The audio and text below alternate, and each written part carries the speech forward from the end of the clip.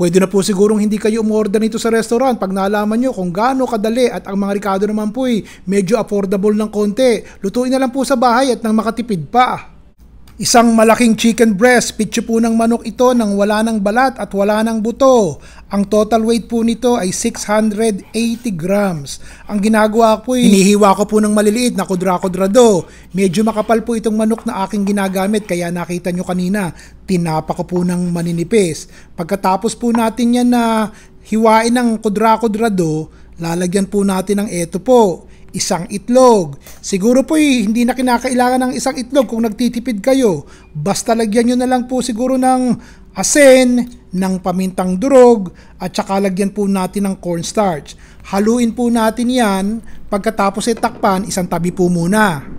Bago po natin iprito, pagugulungin ulit natin din niya. Kaya naglalagay po ako siguro ng 3 kutsarang cornstarch. Dadagdagan ko po ng 3 kutsarang harina, all-purpose flour po. O paghaluin po natin yan, lagyan natin ng asin at paminta at ilagay po natin ang ating manok. I-coat po natin ang bawat piraso nitong manok at ready na po tayong iprito.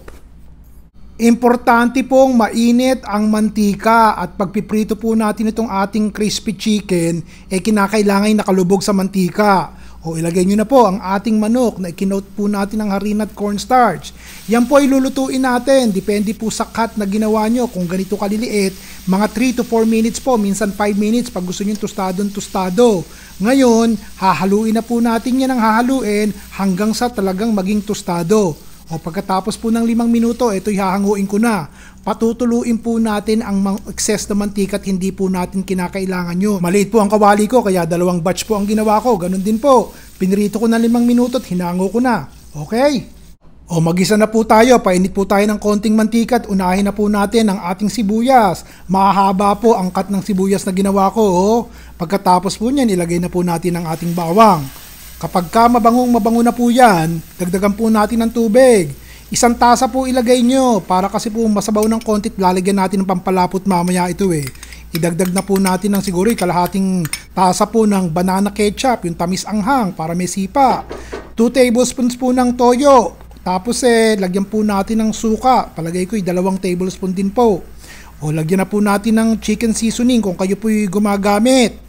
Tapos ilagay na po natin ang ating pinya sa lata. Yung maliit lang po ginamit ko, isama nyo na rin po yung sabaw para nando na po yung tamis. O tikman nyo po. O ngayon po, palalaputin natin. Cornstarch po at saka tubig, tsaka natin isama. Nakikita nyo naman po nakita nyo. Medyo malapot na po ang sabaw. O idagdag na po natin ang ating piniritong manok. Ilalagay nyo lang po ang manok kapag po kayo ready ng kumain at nandiyan na mga bata. Kung hindi po, huwag nyo munang ilagay at baka naman po lumabsak, sayang po yung pagka-crispy. Kung meron po kayong sibuyas na mura para magandang tingnan, lagyan nyo rin po. At ang panghuli po, kung meron lang kayo na black and white sesame seeds, lagay nyo rin po para magandang may linga. O yan na po yun. Pwede po kayong maglagay ng red and green bell pepper. Tapos may iba pang gulay. Pero kung medyo may kamahalan po yung mga gulay na ganun, ganito na lang po at gusto ko pong magstay within the budget at nang hindi naman po masyadong mabigat sa bulsa at nakakatipid pero masarap ang ating ulam. O bukas, ganun ulit. Ron Bilaro po.